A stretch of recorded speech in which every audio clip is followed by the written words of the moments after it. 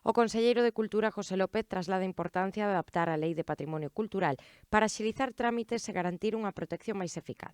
Fixo nunha reunión en Ourense para explicar aos alcaldes as modificacións recollidas na Lei de Acompañamento aos Orzamentos.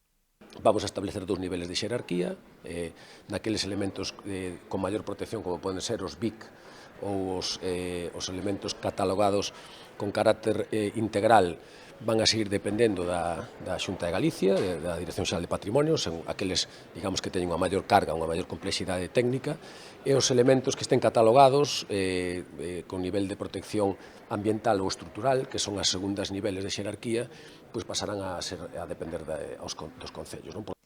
A Dirección Xeral de Patrimonio Cultural xestiona cada ano máis de 30.000 expedientes, cun tempo de espera aproximado de entre 6 e 12 meses, dependendo da provincia, a tipoloxía ou a afectación do elemento.